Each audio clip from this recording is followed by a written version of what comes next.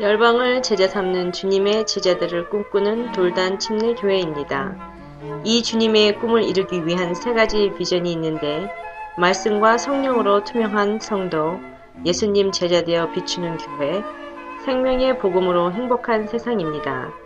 이 비전을 통해서 주님의 명령에 순종하는 삶을 살면서 동시에 예수님의 재림과 성도의 부활을 소망하는 아름다운 공동체입니다. 오늘 주시는 생명의 말씀을 통해 새로워지고 다시 회복되며 믿음을 더 뿌리내리는 은혜의 시간이 되시길 기도드립니다. 오늘은 사도행전 2장 있는 말씀을 통해서 매력적인 교회는 어떤 교회가 매력적인 교회일까 하는 주제로 우리가 말씀을 나누기를 원합니다. 매력, 참 듣기 좋은 단어죠. 누군가에게 당신 매력이 있어요 그러면 그거 싫어하는 분은 한 사람도 없을 것 같아요. 특히 자매님이나 어떤 여성분에게 당신 참 매력적입니다 하면요, 싫어하는 분들은 없을 것 같아요. 그럼 매력이 무슨 뜻일까? 매력은 사람의 마음을 사로잡아 끄는 힘이라고 사전적으로 정의가 되어 있습니다. 그럼 매력적이라는 것은요, 사람의 마음을 사로잡아 끄는 어떤 힘이 있는 것, 그것을 매력적이다라고 얘기를 합니다. 예를 들면 이 용어를 매력적인 몸매를 가졌다, 그리고 매력적인 여자다, 그리고 매력적인 눈을 가졌다, 이런 표현을 할 때 매력적이라는 표현을 많이 씁니다. 성경에서 보면요, 교회를 무엇에 비교하냐면 신부의 비유를 합니다. 그리고 예수님은 신랑의 비유를 하죠. 교회는 몸이고요, 그 머리는 예수님으로 비유를 합니다. 즉 교회는 어떻게 비유되냐면 여성으로 비유되고요, 몸으로 성경에서 비유되는 것을 볼 수가 있습니다. 그렇기 때문에 교회는 누가 보아도 참으로 매력적인 그런 교회가 되도록 노력할 필요가 있다는 것이죠. 누구를 향해서요? 세상 사람들의 마음을 끌어당길 수 있는 어떤 힘이 있는 교회가 되어야 된다는 사실입니다. 그것이 바로 매력적인 교회입니다. 우리 돌단 교회가 이제 새로운 마음으로 이제 시작의 첫걸음을 떼고 있습니다. 그럼 우리 교회가 어떠한 교회가 되어야 하는가? 오늘 본문에 나오는 교회는 예루살렘 교회입니다. 교회의 원형교회라고 할 수 있는 교회인데, 이 예루살렘 교회를 보니까 교회가 각 태어나자마자 폭발적인 성장을 했습니다. 갑자기 메가처치가 되는 것이 사도행전에 나오는데요. 근데 우리가 이 성장하는 걸 보면서 이 성장에만 초점을 맞추는 경우가 많이 있습니다. 근데 성장은 결과입니다. 잘 보시면요, 성장은 결과예요. 성장 자체보다 성장할 수밖에 없었던 이유가 무엇이었는가? 이 예루살렘 교회가 예루살렘 교회에 되도록 한 그것은 무엇이었는가를 우리가 찾아보기를 원하는 것이죠. 그 매력의 힘을 찾아보기를 원합니다. 그래서 예루살렘 교회는요, 굉장히 매력적인 교회였던 것 같습니다. 그 당시에 예루살렘 교회보다 더 매력적인 교회는 없었던 것 같습니다. 그래서 매력적인 교회가 되려면 정말 우리 교회가 이런 교회가 되었으면 좋겠는데, 매력적인 교회가 되려면 먼저 성령 충만한 교회가 되어야 됨을 여러분 기억하시길 바랍니다. 매력적인 교회가 되려면 어떤 교회가 되어야 된다고요? 성령 충만한 교회가 되는 것이, 그것이 본질입니다. 그것이 핵심입니다. 예루살렘 교회가 막 태어났을 때 어떤 소문이 그들을 향해서 돌았는가? 47절 말씀 보시면요, 하나님을 찬미하며 또 온 백성에게 칭송을 받으니 주께서 구원받는 사람을 날마다 더하게 하시니라. 자, 여기 말씀 보시니까 하나님을 찬미하며 또 온 백성에게 무엇을 받았다고요? 칭송을 받았다. 칭송이라는 것은 칭찬을 의미하고요, 어떤 호감을 받았다는 의미입니다. 사랑하는 성도 여러분, 몇몇 사람으로부터 호감받는 것은 가능해요. 나하고 코드가 맞는 몇몇 사람으로부터 이 호감받는 것은 누구나 받을 수가 있습니다. 그런데요, 모든 사람들로부터 호감을 받는다, 그것은 쉬운 일이 아닙니다. 그런데 이 예루살렘 교회가 갓 태어났는데 어땠다고요? 모든 백성들로부터 칭송을 받았다, 호감을 받았다, 어떤 끄는 힘이 있었는데 사람들이 이 교회를 칭찬을 했다는 이야기입니다. 세상 사람들이 어떤 교회가 있는데 그 교회를 향해서 저 교회 멋있는 교회다, 매력적인 교회다 그랬다는 거예요. 여러분, 이 사람을 마음을 사로잡는 이 힘이 있었는데 그럼 어떤 매력이 있었길래 이 예루살렘 교회는 그러한 성장을 이룰 수 있었을까? 근데 혹시 이거는 좀 과장이 아닐까? 그런 마음도 생길 수 있을 것 같습니다. 그런데요, 이것은 과장이 아니고요, 정말 수많은 사람들이 하나님의 앞에 나와서 회개하고 구원받을 정도로 굉장한 매력이 있었던 교회가 예루살렘 교회였다는 것입니다. 그 당시 자료를 보면요, 비두니아 본도의 총독이었던 플리니우스라는 사람이 있습니다. 이 사람은 편지 쓰면서 보고하기를 굉장히 많이 했고요. 그리고 그 자료가 지금까지 남아 있습니다. 이 플리우스 총독이요, 그 당시 로마 황제인 트라이안 황제에게 편지를 썼습니다. 그 내용에 어떤 내용이 있냐면요, 그동안의 핍박을 통해서 숨어 다니는 이 기독교 공동체를 제가 살펴보았습니다. 로마 황제요. 근데 이 사람들을 살펴본 결과 그들은 법 이상을 실천하는 사람들입니다 하면서 보고했다는 거예요. 실제로 편지로 문서로 남아 있습니다. 이것은 과장이 아니고요, 실제적으로 그 당시에 크리스찬이라면요, 그리스도인들은 이 예루살렘 교회를 포함해서 실제적으로 윤리 도덕적으로 비기독교인들보다 탁월한 삶을 그들이 살았다는 거예요. 그러니까 그 사람들이 매력적인 그러한 공동체를 이루고 많은 사람들이 그 교회로 몰려들었다는 것입니다. 또 사도들이 예수님의 복음을 전파합니다. 12사도가 주님의 복음을 들고 나갑니다. 어떤 일이 생깁니까? 수천 명씩 회개하는 역사가 있습니다. 3,000명, 4,000명씩 주님 앞으로 돌아온 일이 일어납니다. 바로 매력적인 공동체 가운데 역사하는 어떠한 힘이 존재했다는 것이죠. 마치 자석이 철을 끌어당기는 것처럼, 빨려드는 것처럼 어떤 매력이 있었기 때문에 이 세상 가운데 죽어가는 영혼들, 하나님을 모르고 예수님을 모르고 그 예수님을 또한 못 박았던 그런 사람들이 하나님께 돌아오는 그런 역사가 일어났다는 것이죠. 그래서 이 예루살렘 교회의 특징을 세 가지로 요약한다면 그들은요, 나누고 모이고 기뻐했던 교회였음을 오늘 본문을 통해서 찾아볼 수 있습니다. 무엇이 있었다고? 그들에게 나누고 모이고 기뻐하는 그러한 공동체의 삶이 그 가운데 있었습니다. 내 욕심을 부리지 않고 다른 사람의 필요를 채워주는 교회였습니다. 나 중심적으로 사는 것이 아니라 교회의 모임에 적극적으로 참여하는 교회였고요. 내 걱정 근심에 찌푸린 모습이 아니라 한량없는 기쁨이 넘치는 교회가 예루살렘 교회였다는 사실입니다. 사랑하는 성도 여러분, 오늘날에도 이런 교회가 된다면 매력적인 교회가 될 줄 믿습니다. 다른 거 없어요. 성경의 원리는 2000년 전이나 지금이나 똑같이 적용될 줄 믿습니다.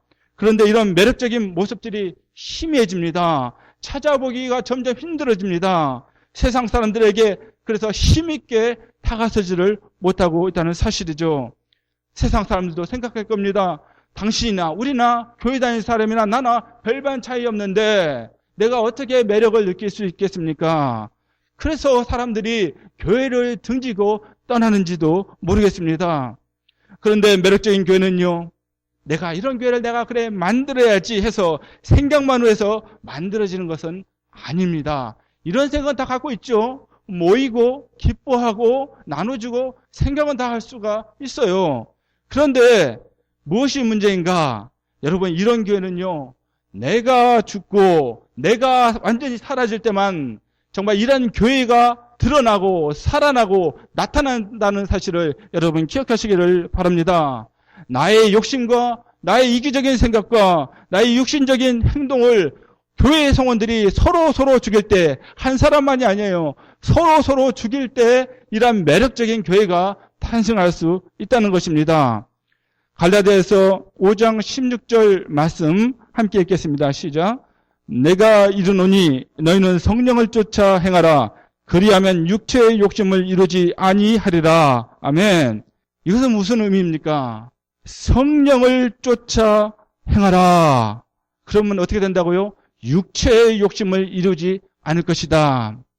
내가 이 일을 하지 말아야지, 저거를 하지 말아야지, 내가 담배를 끊어야지, 술을 끊어야지, 내가 다른 사람 시키 질투 하지 말아야지. 그게 먼저가 아니고 무엇을 하라고요? 성령을 쫓아 행하라. 그러면 육체의 욕심을 이루지 아니할 것이다. 이것이 뒤집히니까 이게 잘 안 되는 거예요. 여러분, 술 그렇게 끊는다고, 담배 그렇게 끊는다고 했던 분들이 성공한 경우 여러분 보신 적 있어요? 보통 세상 사람들 말로는요, 담배 끊으면요, 아주 독한 사람이라고 그래요. 독한 사람. 예. 쉬운 일이 아니에요. 그런데요, 어떤 사람이 예수 믿고 구원받고 정말 주님을 나의 삶의 주인으로 섬길 때 그 사람이요, 담배를 끊습니다. 모든 술을 다 싱크대에 버립니다. 여러분, 그게 실제적으로 일어납니다.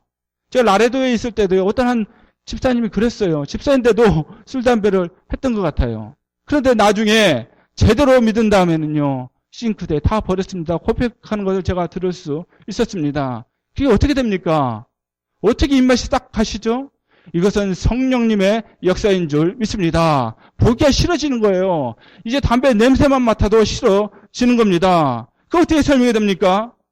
그것은 바로 성령 충만한 가운데 일어나는 역사이기 때문입니다. 성령 충만한 교회가 여러분 세상 사람들 보기에도 좀 다르네? 저기에는 좀 다르네? 하는 마음이 들게 할 수 있다는 것이죠. 그래서 매력적인 교회가 되는 겁니다. 그래서 성령을 쫓아 행하면요, 무엇이 생깁니까? 열매를 맺게 됩니다. 나도 깜짝 놀래 열매를 맺게 되는 줄 믿습니다. 내가 왜 이러지? 내가 뭐가 좀 달라진 것 같아? 내 스스로 느낄 수 있는 역사는 내가 성령 충만했을 때 내가 발견해야 될 줄 믿습니다. 그게 열매입니다. 예루살렘 교인들이 나눠줍니다. 모입니다. 기쁨이 넘치는 생활을 했습니다. 여러분, 이게 성령 충만의 열매예요. 나눈다는 것이 무엇입니까? 자비로운 마음이에요. 사랑하는 마음이에요. 그리고 모인다는 것은 무엇입니까? 열심히 성실하게 한 자리에 모이면서 섬기면서 살아간다는 것은요, 충성된 모습입니다. 그리고 기쁨이 넘치는 것은 그 희락이죠.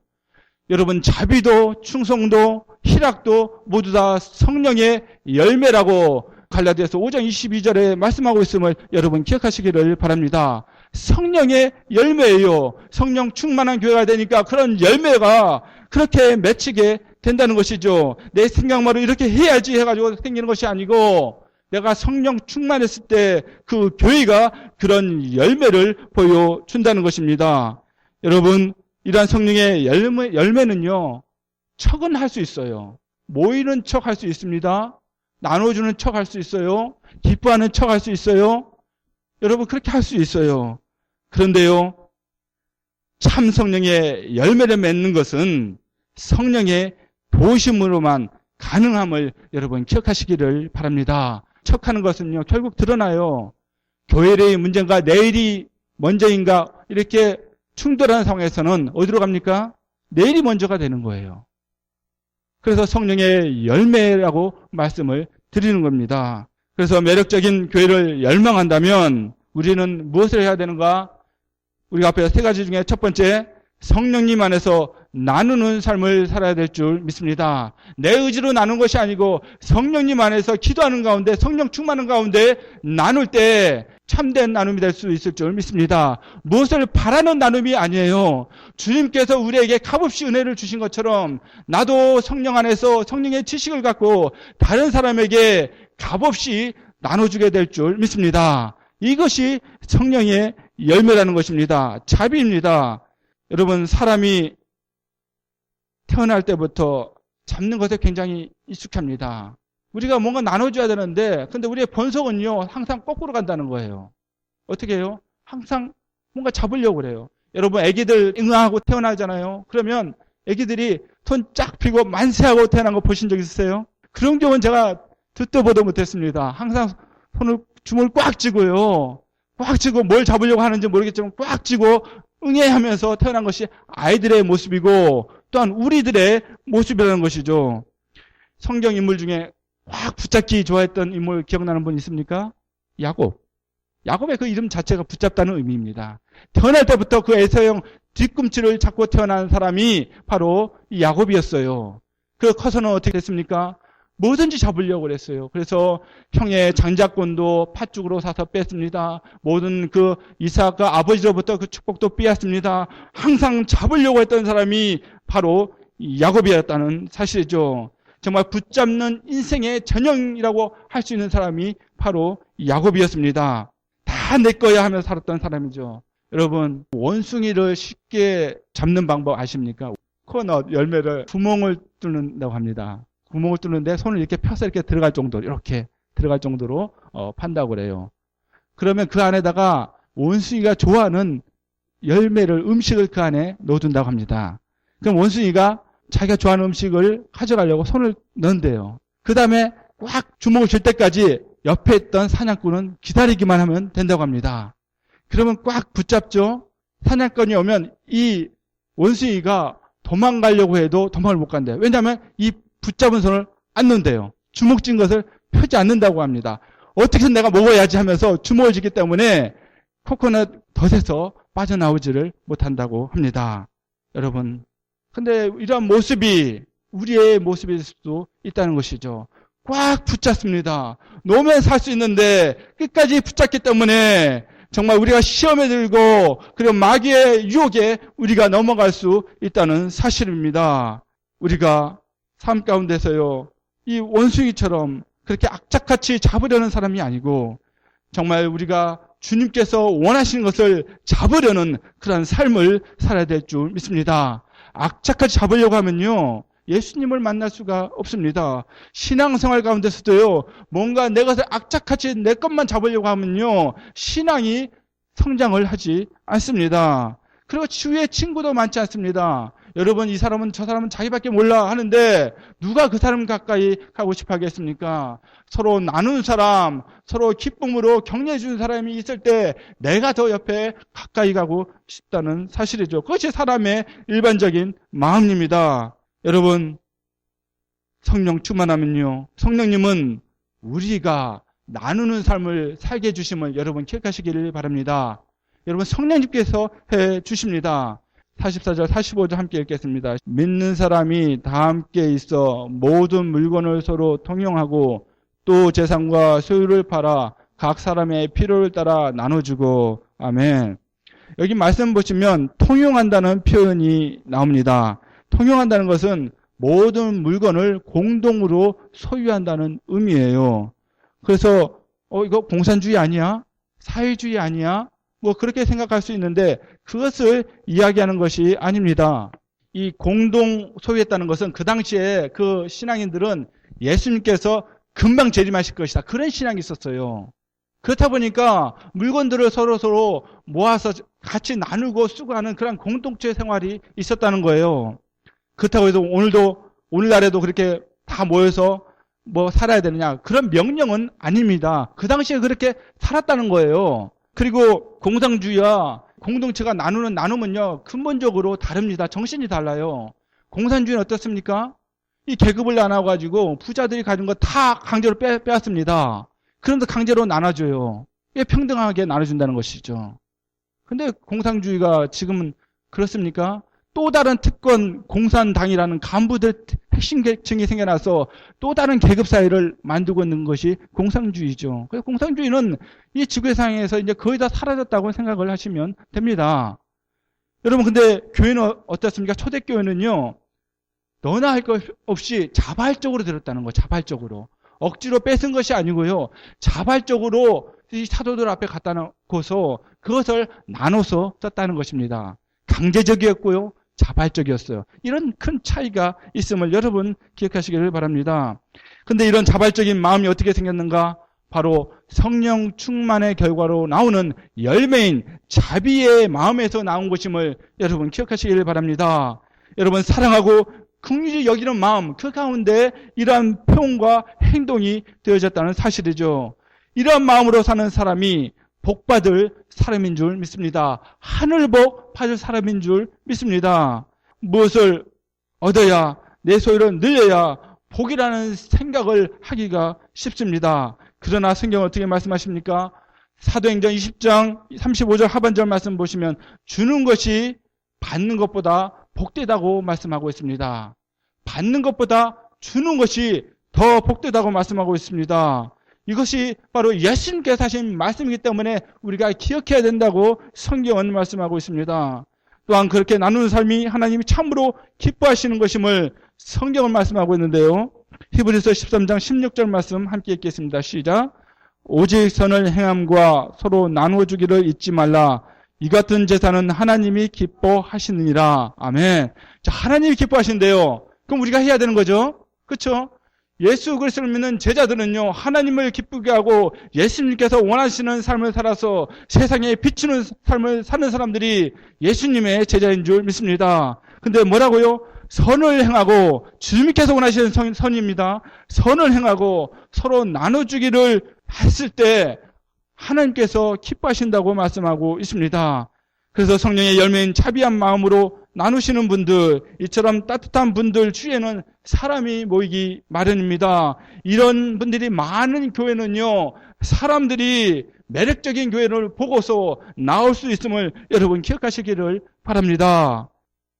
매력적인 교회를 열망한다면 두 번째로는요, 성령님 안에서 잘 모여야 될 줄 믿습니다. 이것은 충성입니다. 46절 상반절 말씀 보시면요, 날마다 마음을 같이하여 성전에 모이기를 힘쓰고 집에서 떡을 떼며 이렇게 말씀해주고 있죠.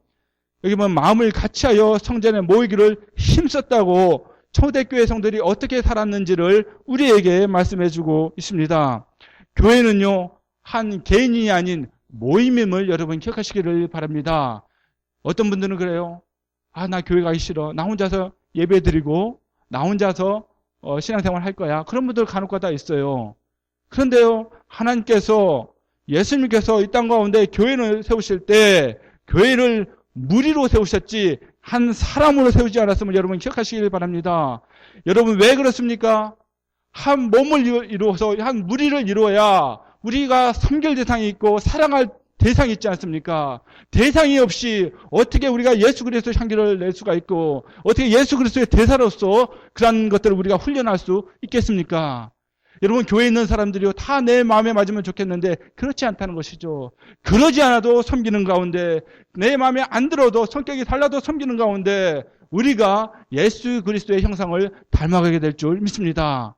그래서요 이 땅 가운데 하나님께서 가정과 교회를 무리로서 여러 사람들이 모인 곳으로 이 땅 가운데 두셨다는 사실입니다. 여러분 그것을 우리가 기억해야 돼요. 우리가 모여서 예배하고 기도하고 봉사하고 교제하는 공동체가 교회라는 것이죠. 그런데요, 만일 모일시다 했는데 모이지 않는다면 이유는 둘 중에 하나 같아요.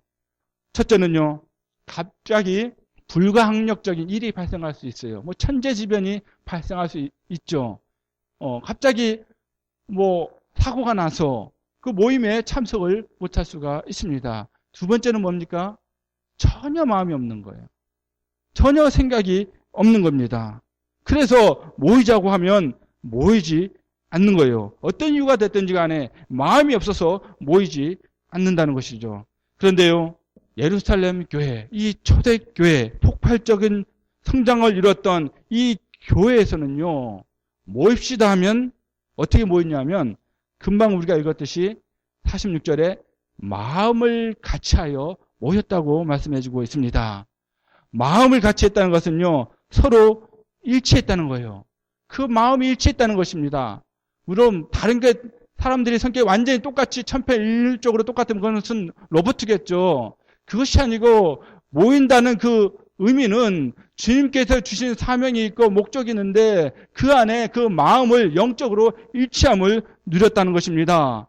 여러분 에베소서 4장 3절 말씀해 보시면요, 성령께서 평안의 끈으로 하나 되게 해주신다고 말씀해 주고 있습니다.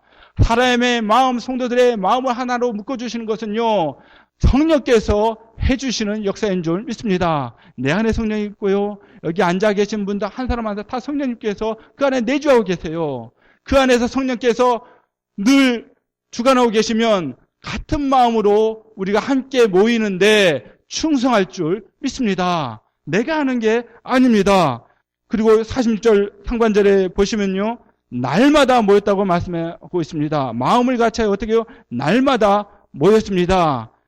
여러분, 요새 날마다 모이라고 하면 어떻게 되겠습니까? 교회 나올 사람 별로 없을 거예요. 매일같이 1년 365일 교회에 나오십시오 하면 여러분 어떻게 나오겠습니까? 그런데 그 당시에는요, 날마다 모였다고 말씀하고 있습니다. 물론 날마다 모였을 때 그 모임 자체가 날마다 있었다는 의미가 더 강할 것 같아요. 그런데 그 날마다 모였다는 그 의미가 어떤 데는 충성스럽게 모였다. 신실하게 그 모임이 이어졌다는 것을 우리가 살펴볼 수 있다는 것이죠. 요즘 말로 하면요, 교회 중심으로 그 당시에 성도들은 생활을 했다는 것입니다. 항상 교회 중심으로 그들이 모든 스케줄을 짜고 교회 중심 가운데 그들이 일을 했다는 것이죠. 장소는 어디에서요? 성전에서, 때로는 가정집에서 그 당시에는 모였습니다. 왜요? 그 당시에 핍박을 받았거든요. 그러니까 이 집 저 집 옮겨가면서 그들이 모임을 가졌어요. 그래서 어떤 요새 말하는 그 셀 모임이라고 그러죠. 가정교회라고 그러죠. 그러면 각 집집마다 하나씩, 하나의 교회들이 되는 거예요. 말씀이 선포되어지고, 교제가 있고요. 그리고 친교가 있고, 기도가 있고, 하나의 가정에서 모였지만은 교회를 이루면서 그들이 신앙을 했다는 것입니다. 날마다 서울에 집을 옮겨 다니면서 같은 마음으로 모였으니 얼마나 끈끈한 유대감이 생겼겠습니까? 여러분, 피만 안 나누었지 가족 이상의 공동체를 그들이 이루면서 믿음 생활을 했음을 여러분 기억하시길 바랍니다. 그래서 그 안에서 나오는 단결된 능력은 그러한 삶을 한 번도 살아보지 못한 세상 사람들에게는 굉장히 매력적이었을 것입니다. 세상 사람들이 바라볼 때 와우하는 그러한 모임이 바로 예루살렘 교회의 모임이었다는 것이죠. 이렇게 교회의 모임이 기다려지고 모여서 예배, 기도, 봉사, 교제하는 일에 충성케 하는 것은 성령의 열매로 가능함을 기억하시길 바랍니다. 이러한 충성은요, 성령의 열매이기 때문입니다. 저는 지금까지 모이는데 충성하는 사람이요, 신앙이 갑자기 떨어지는 것을 본 적이 없습니다. 모이는데 불충성한 사람이 신앙이 유지되고 올라가는 경우도 또한 본 적이 별로 없습니다. 여러분, 모이지 않으면요, 신앙은 점점 약해지기 마련입니다. 충만했던 신앙이요, 생기를 점점 잃게 되기가 십상이라는 것이죠. 모였을지라도요, 그 마음이 그 모임에 성령의 이끄심 가운데 그 마음 가운데 모임에 임하지 않으면요, 점점 물리적으로도 공간적으로도 자리가 옮겨집니다. 처음엔 맨 앞자리에 앉아요. 근데 어느 순간에 시험 드니까 중간 자리에 앉습니다. 그러다가 나중에는 맨 뒷자리에 앉아요. 이제 구경꾼이 되는 겁니다. 그 어느 사이에 그 교회에서는요, 소리 소문 없이 사라집니다. 여러분, 그런 분들 본 적 있지 않습니까? 어느 순간에 잠수를 타요. 안 보입니다. 성경은요, 우리가 모이기를 힘쓰라고 말씀하고 있음을 기억하시길 바랍니다. 히브리서 10장 24절 25절 말씀을 보면요, 모이기를 피하는 자들의 어떤 자들의 습관과 같이 하지 말고 그날이 가까운 것으로 더욱 그리하자, 더욱 모이자라고 말씀하고 있습니다.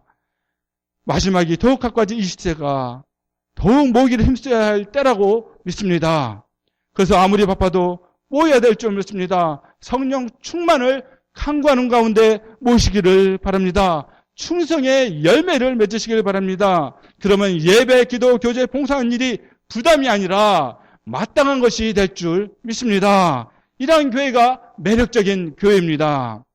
세 번째로, 내가 매력적인 교회를 열망한다면 성령님 안에서 기쁨이 넘쳐야 될 줄 믿습니다. 이것은 희락입니다. 사람은 태어날 때부터 울면서 태어나죠. 근데 울음은 거기서 끝나지 않는 것 같아요.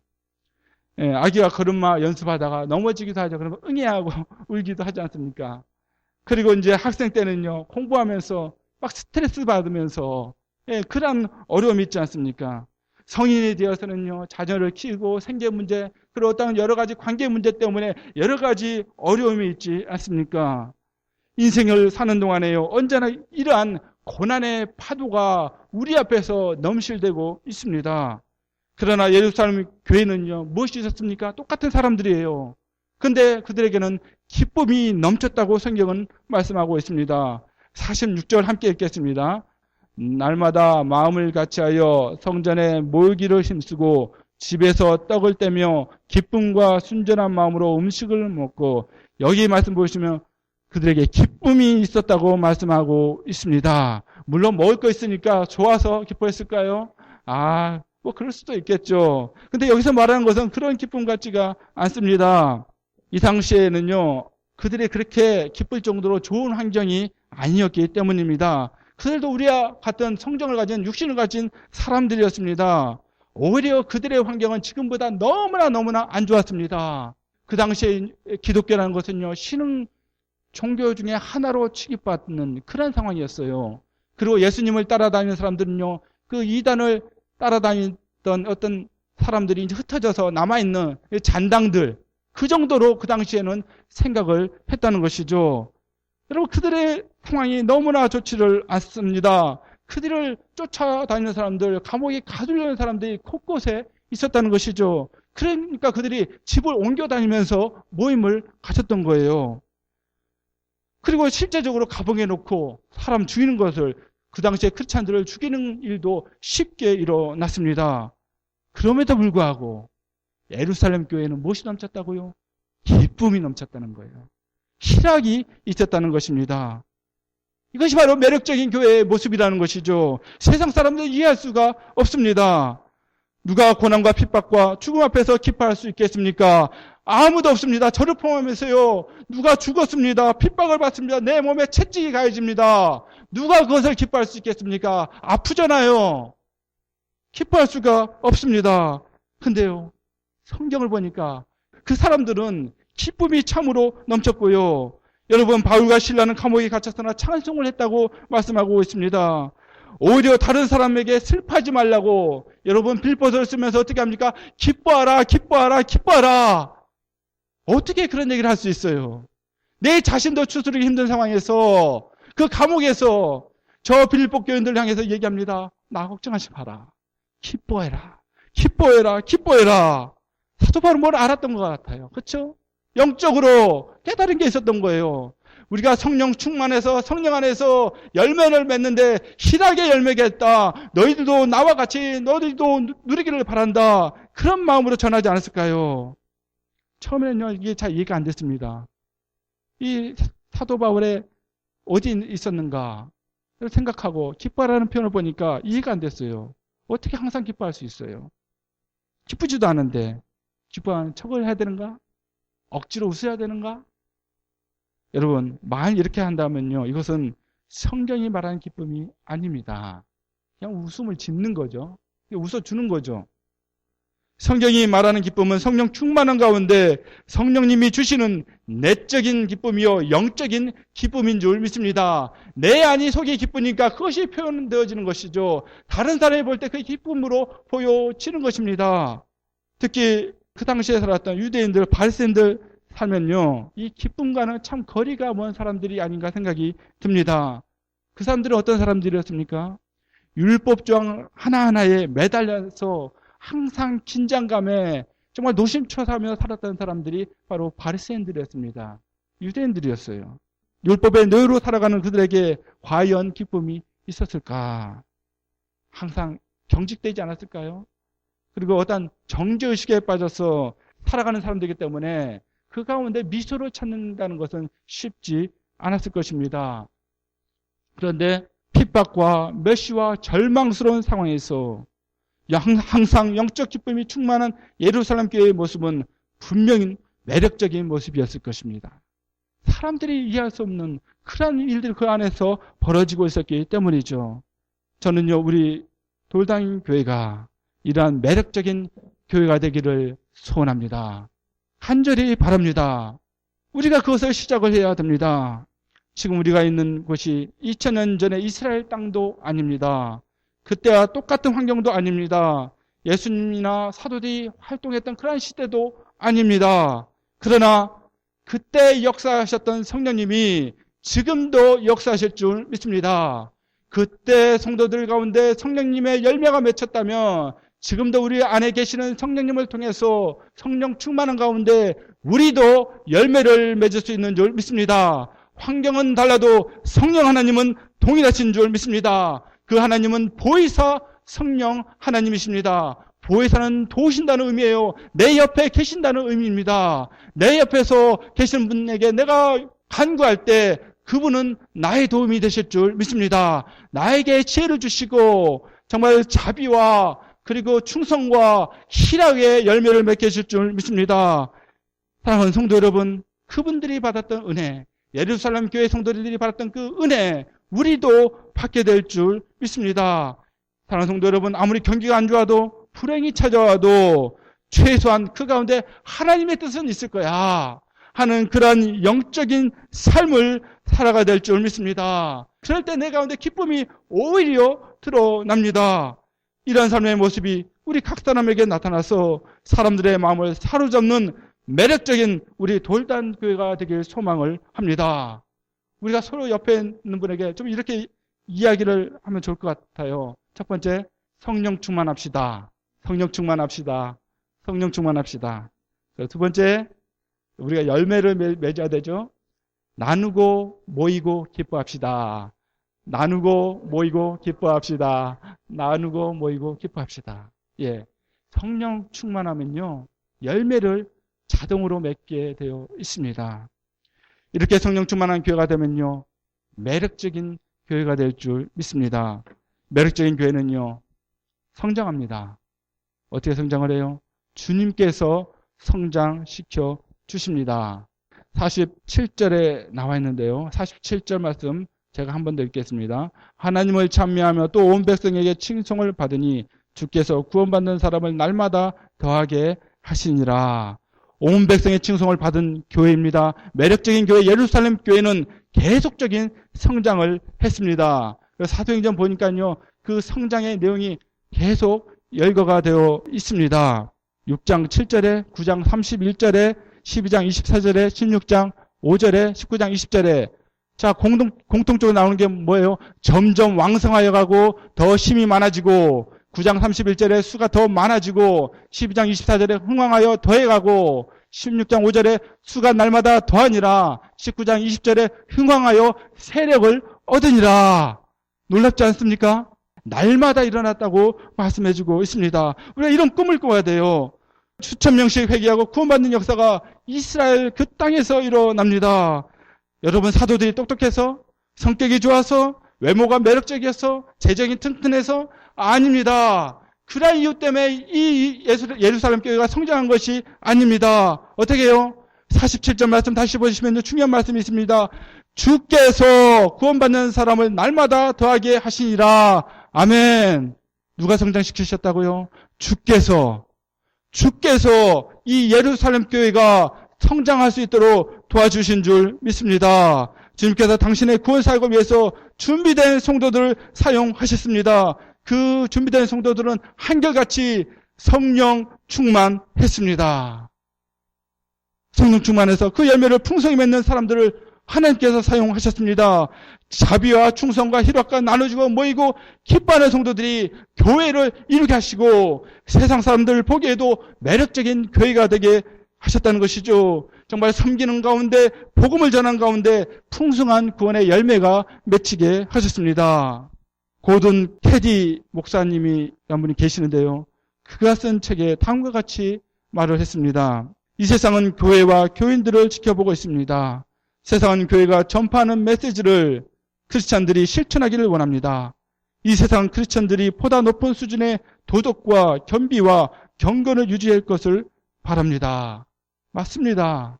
세상 사람들은 교회를 욕하면서도 한편으로는 바라는 것이 있다는 것입니다. 감동받고 싶어 합니다. 매력을 느끼고 싶어 합니다. 그러한 교회가 복음 전도한다면 세상 사람도 호감을 갖게 될 줄 믿습니다. 여러분, 우리가 사는 이 맨하탄이지요, 옆에 있는 센터빌, 게인스빌, 이 지역에는요, 아직도 예수님을 믿지 않는 분들이 많이 계십니다.